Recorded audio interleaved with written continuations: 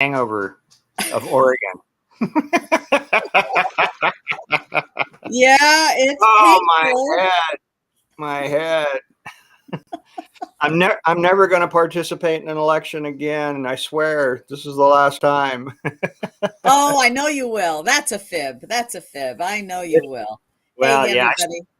I said the same thing when I was drinking too many mornings. I'm never going to Right, drink again. right. Never again. Yeah, right. Yeah.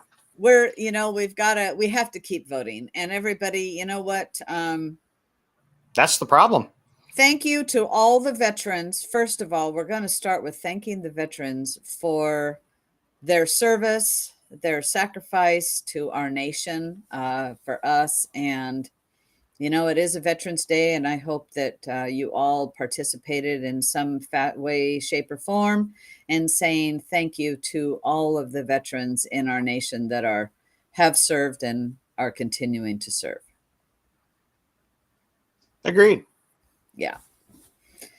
And so, yeah, we're going to talk about the election some more. We've got, it's not, they're still counting ballots in Clackamas County. Yeah, I don't know what's going on in Clackamas County. I haven't heard nor seen any credible news out of Clackamas County, so I don't know what's going on there. But I did notice that Sherry Hall got fired by a large percentage. I think she got about 30. Did she? Oh, yeah. It was huge. I didn't see that. I'm glad to see that. Now, maybe that changes when all the ballots are counted in Clackamas County, but the early returns, I think she was almost 2-1. Which she's been our clerk there, their clerk there, and she's Republican. She's been on our team for a long time, but clearly there's some issues with that. Issues with that election department that apparently have not been cleared up yet. So have you heard anything as to why this particular cycle? No, actually, I just posted an article from Oregon Catalyst, Lars Larson, that he says Clackamas election official fails us once again, and that was today. And the thing is, so she refuses to resign her post for the massive failure, even while she admitted it was her bad decision. Well, the thing is, it's still happening, and yet she's not saying what's the problem. In this article, she says nothing. She doesn't give you what are the problems of what they're having, and frankly, that's not acceptable. You need to speak up and say what are the problems here. No, she's an elected official. She serves at the pleasure of the constituents that elected her and everyone in the county. And yeah, I don't know what's going on there. I don't even know where they're at. I think the last time I saw they were at 40 some odd %, something like that, turnout. And I expect, their turnout will be somewhere around 60 something. That a lot of counties seem to be hovering around a 60% overall turnout. So, there's apparently 15 or 20% there that they have failed to count.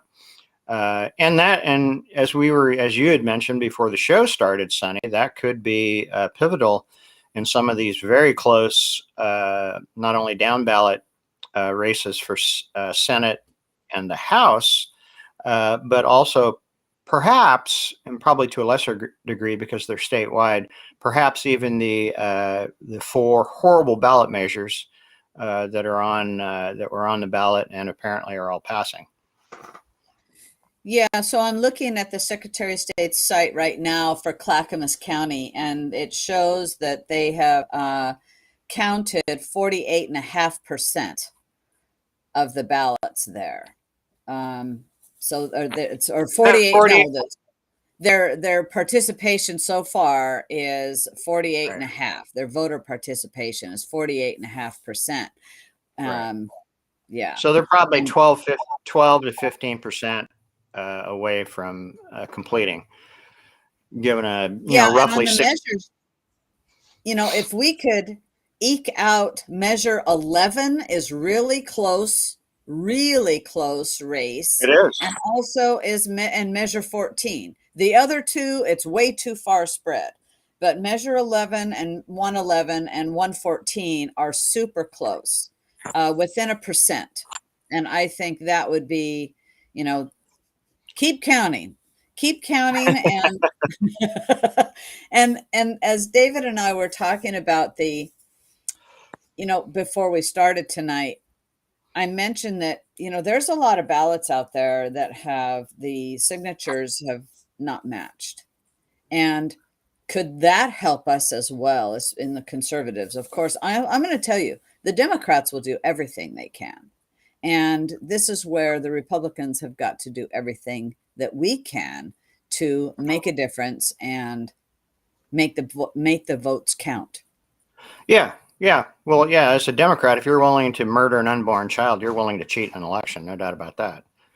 So they will do anything. And there are those that have been turned down because the signatures are, can't be verified or matched or whatever. And then there's also the issue that ORP filed a complaint or a suit about, and that's, I think, 7,500 teenagers that have been under 18 teenagers that were sent a ballot, I believe. I believe that's the issue there. So, there's some stuff I think we can do. But, I think it's really important for everyone who pays attention to politics, or everyone who participates in politics, to understand, the facts of this election.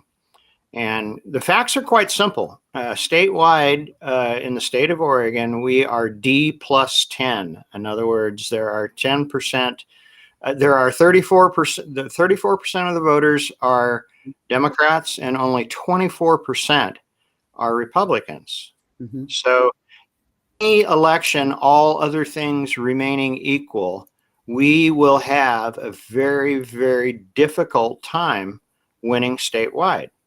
So I've seen lots of talk about the election was stolen. I'm not saying there isn't fraud, but even if there were no fraud, verifiably 100% zero fraud in a D plus 10 state, we would have a really tough time. And we have had a really tough time, even though this one's been very close, a really tough time winning, because people vote their party. When you decide you want to run for an office and you hire a political consultant, the first question he's going to ask you, what is the voter registration in your district? If you tell him D plus 20, he's probably going to say, you can't win. If you tell him D plus 10, he'll say, you probably won't win, but I might take your money anyhow. And, we'll give it our best shot. It all depends on how much stuff he's got, he or she has lined up. But the fact of the matter is, until you're in, D plus 5 territory down to dead even, it's just going to be tough to win, because people tend to vote for their party. Now, about 750,000 Democrats have voted. There's 1 million of them, so about 75%. Maybe it's a little lower than that. I don't know. And we know from verifying signatures on the recall that about 13% of the signatures that we received were from Democrats. So I'm guessing, if you apply that, if you also look at the fact that 550,000 Republicans voted, and Drazen is at 750,000. So Drazen has received about 200,000, roughly, rough numbers, 200,000 more votes than there are Republicans. So she has 200,000 non-Republican votes. I'm guessing 25 to 30,000 of those could be Democrats.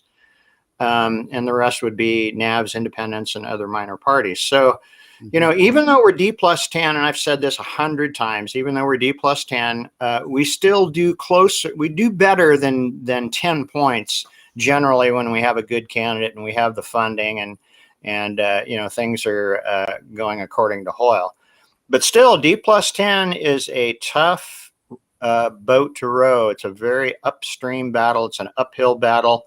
the current of party is against us in the state of Oregon. It is against us. And before we continue on with this, David, I want to answer Lori Good has said, is there a website we can check if our vote has been counted or if the signature didn't match? And so I posted it right below there. And the website is under, you can go to Oregon Secretary of State's website on the Elect Voters and Elections page, and it says check your info or check your ballot with my vote. So I put that link there, and it's a good thing to do, because if you have signature issues, the earlier you know about it, you go down and you make your ballot count, and you're going to get notified though, but why wait if you can be proactive? And to your point, David, we have to, yes, if we could get the Republicans to all turn their ballots in, we still don't have enough to win a statewide race, but Right. we have to convert more. We have to grow our Republican base, but it's about the voter education as well. And you would think with what's been going on in Oregon, especially the last 2 years, but let alone the last 4 years, the awful legislation, having supermajorities in our legislature, and having the governor that we did, who wants to have, her statement was revenge is best served cold and slow. And boy, Yeah. hasn't she done that, right? Hasn't she done that? Don't ever forget about that. That it's hard to imagine that more voters would just turn their back on the Democrat Party and vote for a Republican candidate who really wanted to make change. And then, of course, then we have Betsy Johnson, who was in there, and I call her the spoiler. I don't, I was looking, it was, oh, hell, I don't remember how many, but it was, she has taken clearly enough votes that could have helped, Christine win. We don't know who voted for her. Well, yeah, you're right. So Kotek is currently sitting at 47.12%. Now, Brown won the last contest with 50 point something. It was 50 point something. It wasn't even 51%. It was barely over 50%. So one could extrapolate from that Betsy took about 3% of Democrat votes. And she is at 8 2/3%. So where's the other 5 2/3? Where did it come from? Was it NAVs? Probably not. NAVs have turned out so far at about 38%. And they've been trending down 2% every cycle because as more and more people are added by motor voter, it dilutes, there's more and more people that are disengaged in the process. And so the percentage, drops. So, it seems to me that maybe some of these so-called prominent former Republicans that endorsed Betsy may have had an impact on that. Typically, the minor parties suck up like 1 to 1.5. I've seen it as much as 2% in some cycles. But the Constitution Party, Denise Smith, she only took 0.4. And the Libertarian only took 0.3. So clearly Betsy Johnson took 3% from, I would say 3, maybe 4% from Tina Kotek. I can't imagine Tina's any more popular than Brown, and I can't imagine she would get, without Betsy, she would get any more than 50, much more than 50% to begin with. And then we have, Christine Drazen at 43.4. Well, if Betsy took 5 from Republicans, then there you have it. Right. Yeah. Right. We had the spoiler candidate, and I did a lot of talking about that too around our county at my central committee meetings on captive audience. We all of us did, I think, about that she is the spoiler, and gonna be like the oh, what was that guy? Ross Perot, the Ross Perot that Yeah, gave us Bill Clinton. And so of here we course, have it's Ross Betsy Perot. Johnson has given us, it's looking like Tina Kotek. Yeah, And I will, Betsy's a Democrat. I mean, she's been she on that is a team for 20 Democrat. She's years. been a Democrat. And Bobby says, I'm upset Phil Knight gave to Johnson. Well, you know what? He's regretting that, I think, right now. In fact, there's an article I was reading a little earlier tonight in preparation for this evening, trying to catch up on some of the news. And he goes, hey, at least I tried. At least I tried. And what else can he say when you give away over $5 million, to candidates and people? Frank, I'm glad he gave to Christine Drazan. I'm sorry that he's sorry. He clearly is sorry that he gave to Betsy Johnson. In the beginning, she had a good talk and a great message, but her Yeah, numbers kept going down and down and down. And yeah, so that's why he gave to Drazan. He goes, oh no, we got to help right this ship. And I yeah, think it was just a little too late. yeah. And but we Yeah, even that, and it goes back to the first point that I made about the election. I'm not sure you can even out money a 10%, a 10-point registration disadvantage. I mean, Newt spent $22 million, and I think he did it was slightly worse than Christine did. So it's really changing the registration count in Oregon is the solution. I mean, there's a couple of solutions. The other solution is, and we talked about this before the show, if Republicans turned out at the same percentage that they turned out in 2020, just 2 years ago, if they turned out at that same percentage and voted for Drazan, like I'm sure most Republicans would, Christine would not have conceded today. She would be either up or she would be within, recount territory, because 180,000 Republicans did not vote, and she's down 65,000.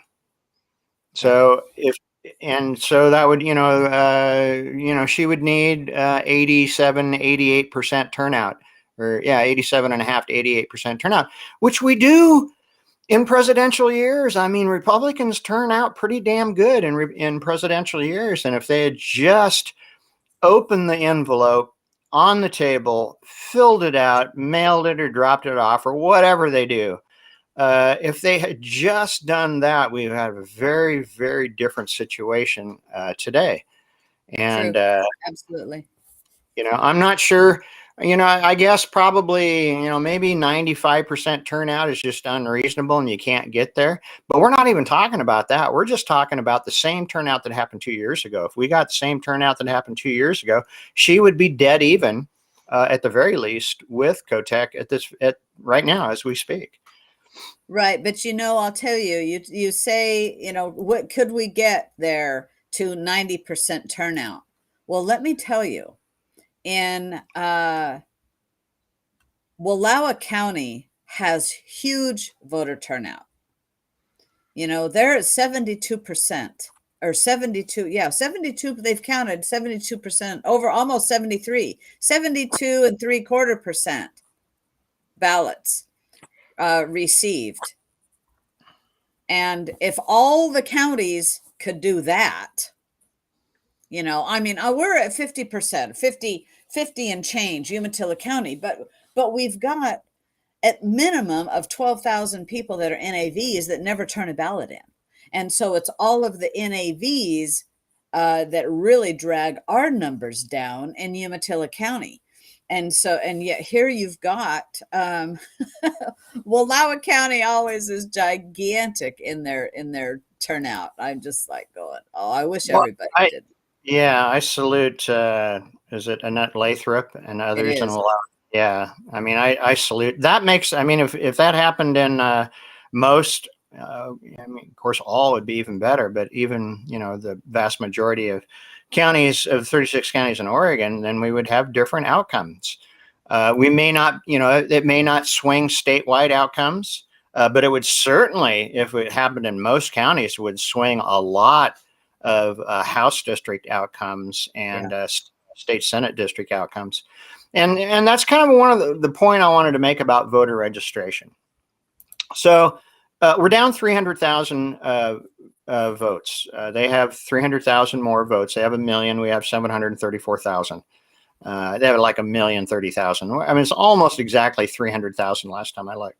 So if Republicans registered, and a lot of this would be converting NAVs, if Republicans registered 150,000 voters over the next 2 to 4 years, we would have very different outcomes. And it's very easy to prove this, because if you look in Umatilla County, if you look in the county that I live, Josephine County, that are I presume you're predominantly Republican, correct? Yes, we're 2-1 Republican versus Democrat. And Yeah, then, of course, the NAVs outnumber us all. Yeah, we're 2-1 in Josephine County too. So in Josephine County, I'm sure it's the same story in Umatilla, we defeated a sales tax 4-1, 82% no. We elected the Republican commissioner, even though it's nonpartisan, over the Democrat by double digits. City council members all high single digits or double digits for the everything that we elected was for the was Republican based, and that's because our registrations are predominantly Republican. So if we're able to do that in the state, we can at some point in time swing the tide for the statewide elections. One of the other interesting things is what happened in Florida. Everybody knows that Florida was a 2010 year in Florida. 2010 was the big heyday in Oregon when we tied the House. Yeah. 30-30. It was the big Tea Party movement. There was a lot of activism. There was a lot of excitement. There were national groups and organizations who are participating in the process in 2009 and 2010. Here in Oregon, Freedom Works, AFP, others. So there was a lot going on, and we really had a kind of a tidal wave in 2010. And so 4 years ago, 2018, in Florida, when DeSantis was first elected, he won by 30,000 votes. Okay, 30,000 votes in Florida is slim, right? Because we're talking millions and millions of people, tens of millions of people live there. I'm not sure. I meant to look it up, but I forgot. I didn't look it up. I mean, they have 50 some odd CDs, and we have 6. You know what I'm saying? Right.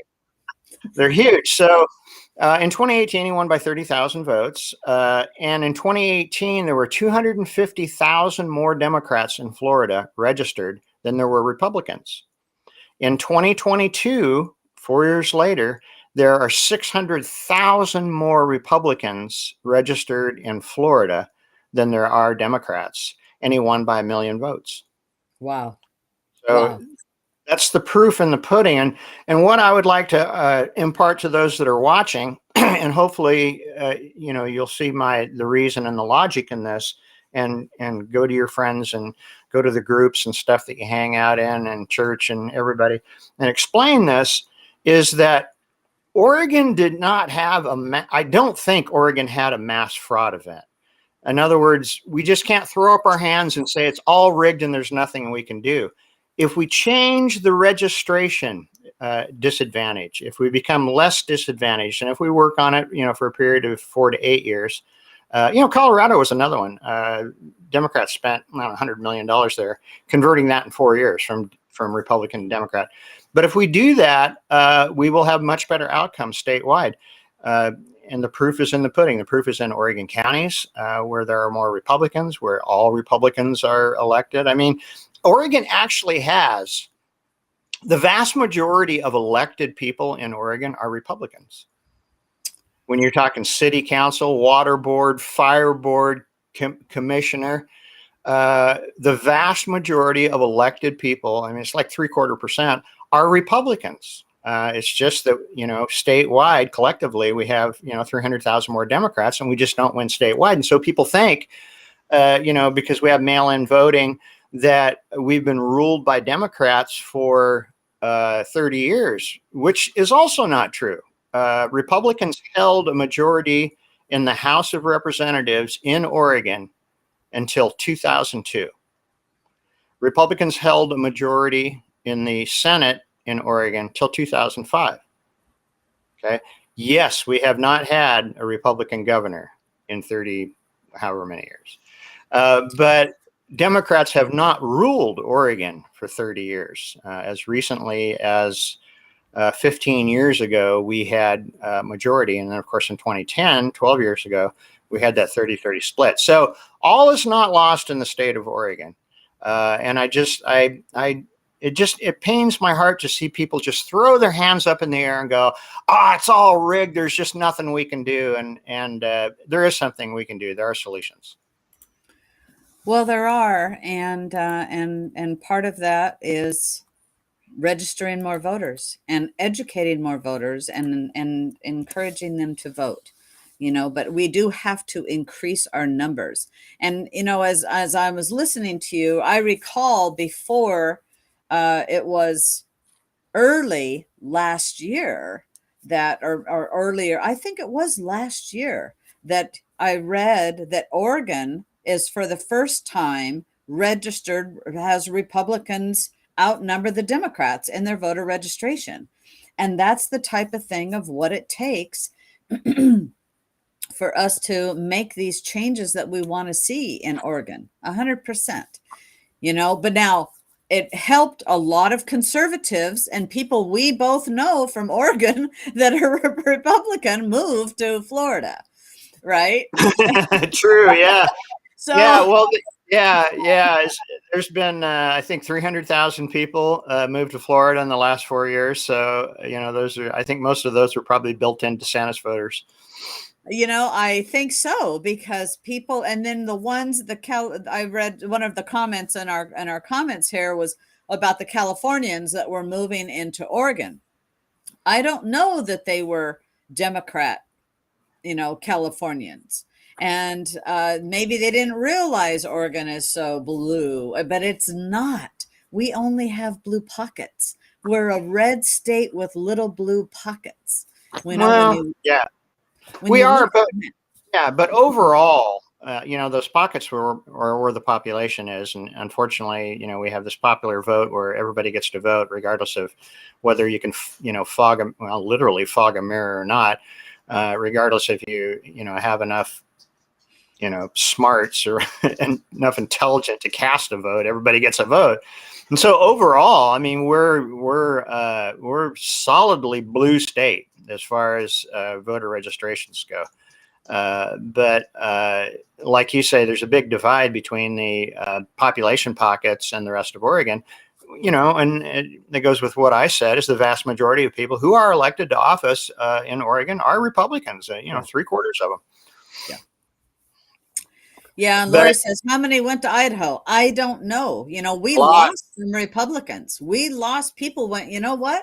They just lifted up their hands and said, I'm done. I'm going to where I don't have to be a slave and in lockdown, from COVID. And frankly, I don't blame them that. I don't blame them either. I mean, now that you and I and millions of other Oregonians have been made criminals because of the firearms that we own, or more accurately, I guess, the magazines that we own, I'm considering it as well.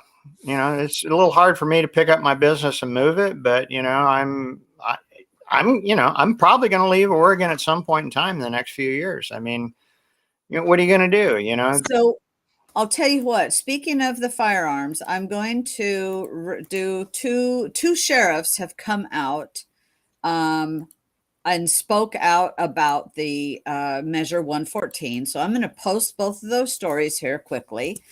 And so I did have time to peruse both of these stories. And Lynn County Sheriff says, I'm not going to enforce part of Measure 114. And so both of the sheriffs are saying essentially the same thing with different language. And there is a 30-day from passage that it goes into effect. Now, the high capacity magazines, we are grandfathered in for what we have, but we have to prove that we own them beforehand.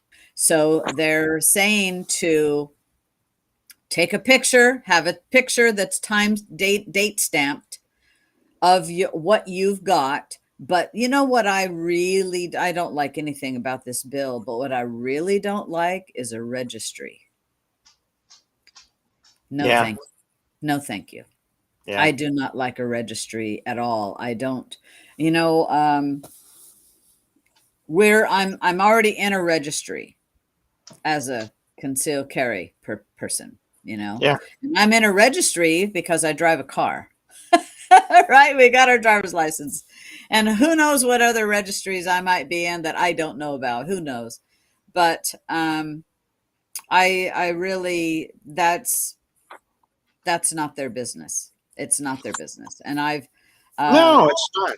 No, none of our business is their business. None of our business is their business. The Constitution was written to restrain and prohibit government, not its citizens, not extract compliance from its citizens. Well, wow, Marjorie Davis says it's a different world once you walk into Portland. Some restaurants still ask for proof of vaccines. Are you kidding me? I wouldn't go into a place that's like that. Close your doors. Yeah, it doesn't surprise me. That is very surprising to me. Hey, you guys have a good weekend. I see a couple people are going, hey, I got to go. Now, Lori says, my daughter and son-in-law bought more firearms, and even though they have concealed carry, there were over 700 on the list for approval. 7,000 total waiting. I believe it. I believe it. And last night, went to a meeting, and a friend of mine used to own a gun shop. Her and her husband, they sold it a couple of years, and the fellow who bought it, you know what? They're going out of business. Some very good friends of mine that own a gun shop, they said, you know what? This is going to sink our business. And so how sad is that? So there's a massive sale going on right now. And if you want Christmas gifts and whatnot, you better go get them. And Christmas ago, I bought everybody an AR. Klamath is a SOPA county. What do you think, and how that will work with Measure 114? But so are we. So is Umatilla County, and that is not going to fly. There is some of it can, but those two articles that I posted. Let me go to one, because the Klamath County Sheriff Chris Kaber sounds off on ballot measure 114, and he says that many questions have arisen, out of that, of course. But the other sheriffs, he and other sheriffs are relying on analysis from legal advisors through Oregon State Sheriff Association. And having reviewed ballot measure 114 and the legal analysis received, the following opinion is my understanding of what the likely next steps in the unfortunate event it passes. And he says, and for the record, he believes it's unconstitutional restriction on the right to possess firearms. Absolutely. If passed, it'll take 30 days after passing. Firearms dealers will have 180 days, 6 months, to dispose of large capacity magazines. Firearms dealers will not be able to sell a firearm to anyone without a permit, since the permit system doesn't exist. All legal firearm sales in the state of Oregon will stop until a permit system is established. Because of this, there's a strong likelihood a federal judge will stay the measure until a permit process is established, or the constitutionality of the measure is decided, in which will likely be a court challenge. Court challenges take years. And so one such challenge is underway on a California magazine ban that was sent back to the Ninth Circuit Court by the U.S. Supreme Court for reconsideration due to a recent Supreme Court decision in the New York Rifle versus Braun case. If a court challenge occurs and ballot measure 114 is determined to be unconstitutional, it will then likely be reviewed by the Ninth Circuit Court.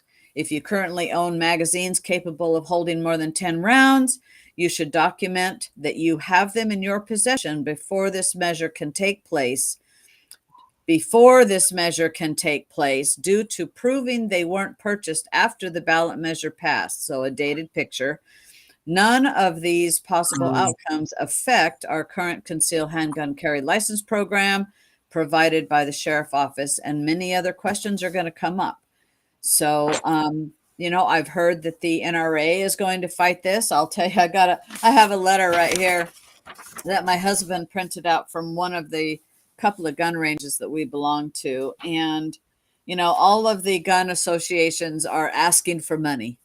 They're all asking for money. We're going to fight this and fight this. My husband and I are each life members of the NRA. The NRA has the biggest guns and the biggest money. I think they're going to be the ones that I pray that they're going to be the ones that take this to the Supreme Court. Yeah.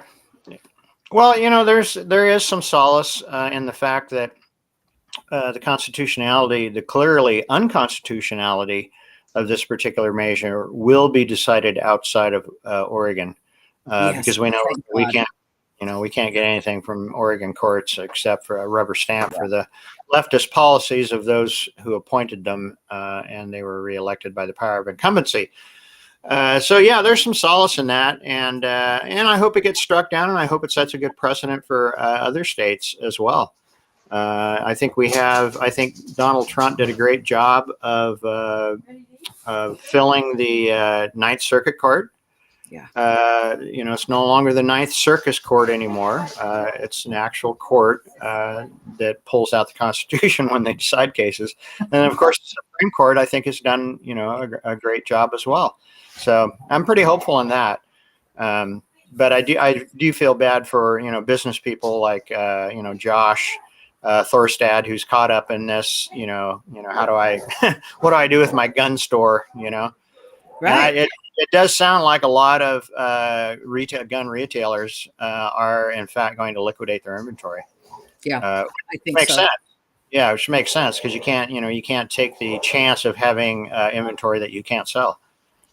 Yeah. So if anybody is interested, this is from the Oregon Sportsman. This is actually from the Oregon State Shooting Association, and also the Oregon Sportsmen Opposed to Gun Violence. I don't know about them. The Oregon Sportsmen Opposed to Gun Violence. I do know about the Oregon State Shooting Association. And, so there's a lot of gun associations are giving information out, and a couple of sheriffs are. And so the sheriff in Lynn County says, we're not going to enforce magazine limits. Well, and so she said that I posted that there. She said, I'm paraphrasing, that it's kind of like the police officer sees you speeding 10 miles over the speed limit and decides not to write you a ticket. But they cannot go, you can't go against a state law, but where it is unconstitutional, and we do have our SOPA, but I don't think that's truly going to help us. I hate to tell you. Well, yeah, I mean, I applaud every sheriff who says that they're not going to, enforce any of this. But like you had mentioned, the only part of this that they have an enforcement prerogative on, for the most part, is our magazine capacities. So the state police, as I understand it, you would probably know better than I, but the state police, as I understand it, is in charge of the state's background check for firearm purchases. So, as far as being able to purchase a firearm, that's going to be taken out of the sheriff's hands. Unless the sheriff wants to post a deputy in front of a gun store within their county and say this gun store is going to remain open and it's going to operate pre 114. I mean, I don't see that happening. I don't see that happening either. But I tell you what, I sure would go get a room. It'd be nice if we did, though. I'd go get a room in that place, and I'd support them 100%. I'd bring that deputy posted their coffee and breakfast and lunch every day. Yeah. Because ultimately, and I've said this before, and I have a lot of unpopular opinions. Especially for belonging to the party of law and order. But we have too many laws, and when these laws are restricting our constitutionally protected rights, not government given rights, but constitutionally protected God-given rights, then I think compliance is not patriotic. Compliance is not expected. Compliance is not good. I don't think people should comply with these laws. I don't think people should comply with any of these gun laws. I cannot think of a single gun law that's been passed anywhere in the United States in 200 and I forget where we're at now, 240 years, that is not an infringement on the Second Amendment. Why can't I just go down to the corner store and buy a freaking machine gun? I should be able to. That's the way I see it. But. I'd like to have a machine gun. That'd be fun. I had an opportunity to shoot one once, and that was fun. But I'll tell you what. When we had our sailboat, we talked about getting. My husband used to have a little cannon. I go, let's get a little cannon. How fun would that be, shooting that off, right? I had a cannon. I had a cannon for many years. Matter of fact, I used to light it off on the 4th of July, and police sergeant in the little town that I lived in, I told him I had a cannon. I said, I'm going to light it off. He said, oh, when? I'm going to come over. He came over and we let it off, and everybody hooped and hollered. It was loud as hell, rattled windows. God. And so somebody says, so is this time to buy a gun? You know what? If you've never had any gun training, this might not be the time for you to buy a gun. I don't know. I can't. I think you should go get some training before you go buy a gun. Every day is a good day to buy a gun. There you have two different. Otherwise, if you don't own one now, I think you might be a little bit late. Yeah. Well, I mean, you can still buy guns for the next 30 days if the state police can get your background check process. So it'll be 30 days from the certification of the election. Which will be the certification is going to be like in the beginning of December. Right. Okay. Okay. Right. So we're talking into January.